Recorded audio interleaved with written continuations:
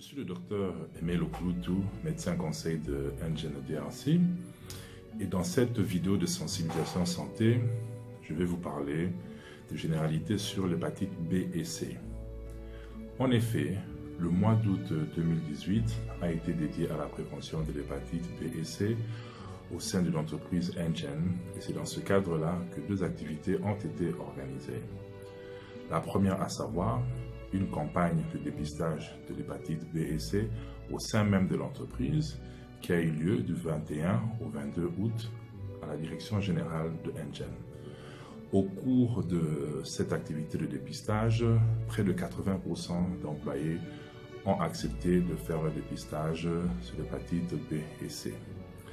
Et c'est dans ce cadre-là que nous voudrions aussi faire ce petit message de sensibilisation pour vous parler en quelques mots de l'hépatite B et C pour vous permettre de savoir de quoi il s'agissait. Comme nous parlerons de l'hépatite, nous sommes dans l'obligation de dire un mot sur l'organe de notre corps qui est affecté par ce problème, c'est-à-dire le foie, F-O-I-E et non F-O-I comme la foi de l'Église. Le foie, c'est un organe qui est situé sur le flanc droit de notre corps. Il mesure environ 10 cm et pèse entre 1 et 1,5 kg. Et à quoi il sert le foie? Le foie remplit 3 fonctions vitales au sein de notre organisme. La première, c'est la détoxification. La deuxième, la synthèse. Et la troisième, le stockage. Qu'est-ce que nous entendons par détoxification? Le foie, c'est en fait un véritable filtre parce qu'il y récupère et élimine toutes les substances toxiques qu'il y a au sein de notre organisme. Et ces substances toxiques peuvent être présentes dans notre organisme de façon naturelle parce que ce sont des déchets et des résidus de ce que nous consommons. C'est comme par exemple l'ammoniac. Ou bien ça peut être aussi des substances toxiques qui accompagnent les substances que nous ingérons, comme par exemple l'alcool. Donc le foie joue un grand rôle par rapport à cela. Deuxième fonction, c'est la synthèse. Notre foie assure la production de certaines substances utiles au bon fonctionnement de notre organisme. Je pourrais citer par exemple la bile.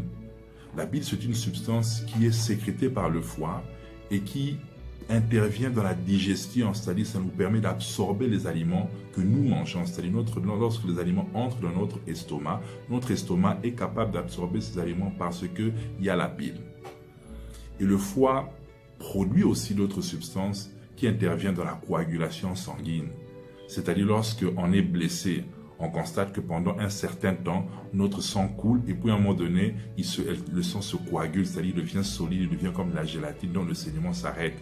Donc c'est grâce au foie que nous arrivons à arrêter cette hémorragie. Et puis il y a la fonction de stockage. C'est-à-dire le foie est un réservoir de vitamines telles que la vitamine A, la vitamine D, la vitamine E et la vitamine K. Et aussi il stocke aussi le sucre. Autrement dit, le foie stocke l'énergie sous forme de sucre qui met progressivement à la disposition de notre organisme. Donc, c'est-à-dire le sucre est contenu là-bas dans le foie et au fur et à mesure que la journée passe, le foie sécrète, libère petit à petit des quantités de sucre qui nous permettent de nous mouvoir parce que le sucre, c'est la principale source d'énergie de notre corps. Ceci étant dit, nous pouvions passer à la définition, c'est-à-dire de l'hépatite. Qu'est-ce que c'est que l'hépatite? L'hépatite, c'est une inflammation du foie qui la plupart du temps peut être causée par une infection, telle que l'hépatite B et C, c'est-à-dire une infection causée par un virus, le virus de l'hépatite B et de l'hépatite C dans notre cas, ou bien parfois provoquée par l'alcoolisme, ou encore une intoxication par un médicament ou tout autre produit chimique. Mais pour le cas d'espèce, nous parlerons des hépatites virales, c'est-à-dire celles qui sont causées par une infection causée par un virus, particulièrement le virus de l'hépatite B et de l'hépatite C. Pour l'hépatite B, il s'agit du type d'hépatite le plus fréquent dans le monde, mais aussi le plus mortel. Et le virus de l'hépatite B, comment se transmet-il? Par des rapports sexuels. Parce que le virus est présent dans le sperme, est présent dans les sécrétions vaginales et est présent dans tous les liquides biologiques, même la salive. L'hépatite B se transmet aussi par le contact avec du sang contaminé. Dans quelles circonstances? Lorsqu'on utilise des seringues usagées ou d'autres objets tranchants usagés, les lames de rasoir, les couteaux et tout le reste. Lorsque on pratique une transfusion avec du sang contaminé, c'est-à-dire du sang qui n'a pas été testé, on peut aussi être contaminé par l'hépatite. Évidemment, lors de la transmission mère et enfant, c'est-à-dire lorsque la femme met au monde, lorsque l'enfant passe par la filière génitale de la femme, il peut aussi être contaminé par l'hépatite. Et nous devons noter que le virus de l'hépatite B est 50 à 100 fois plus infectieux que le virus du VIH-Sida. Et la grande majorité des personnes infectées parviennent à combattre complètement cette infection, c'est-à-dire notre immunité, s'il est suffisant, il est en bon état, il peut nous permettre de lutter contre l'hépatite. Ce qui fait qu'environ 5% seulement des personnes restent infectées de façon chronique et sont dites porteuses du virus. C'est-à-dire, on ne développe plus la maladie, mais on a le virus en soi.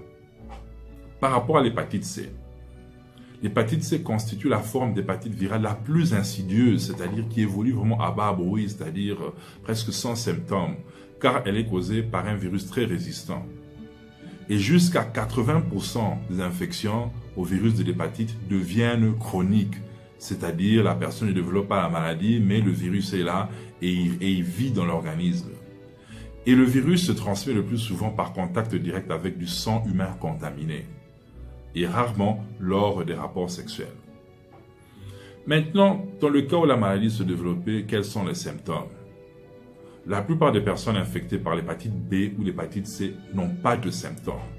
Mais s'ils se manifestent, ces symptômes sont la fièvre, la fatigue, la perte de l'appétit, des nausées et des vomissements, des douleurs au ventre et particulièrement ce qu'on appelle une jaunisse. C'est-à-dire on va constater que la personne a une coloration jaunâtre au niveau des yeux, au niveau de la peau, au niveau des ongles, et même lorsque la personne va uriner ou bien part en selle, on constate une coloration vraiment jaunâtre des urines et des selles. Alors, quelles sont les conséquences de l'hépatite ou bien quelle est l'évolution que l'hépatite peut avoir au sein de l'organisme de quelqu'un?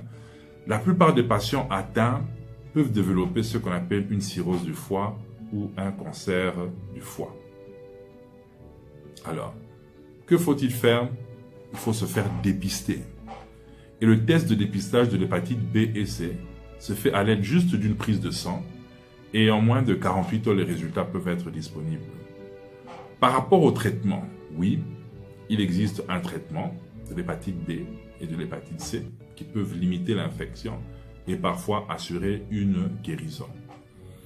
Mais nous ne devons pas attendre d'être infecté pour se faire traiter. Il faut donc prévenir. Alors, dans la prévention, nous avons une bonne et une mauvaise nouvelle. La bonne nouvelle, c'est qu'il existe un vaccin contre l'hépatite B. Mais la mauvaise nouvelle, c'est qu'il n'y a pas de vaccin contre l'hépatite C. Pour prévenir aussi, il faut avoir des rapports sexuels protégés, ne pas utiliser les aiguilles ou autres objets pointus ou tranchants déjà usagés, et il ne faut accepter la transfusion que de sang testé. Ceci étant dit, nous vous remercions pour votre attention à cette présentation vidéo que nous avons faite. Et en cas de questions supplémentaires, nous vous prierons de bien vouloir nous joindre par email ou par mobile phone. Une fois de plus, merci pour votre attention.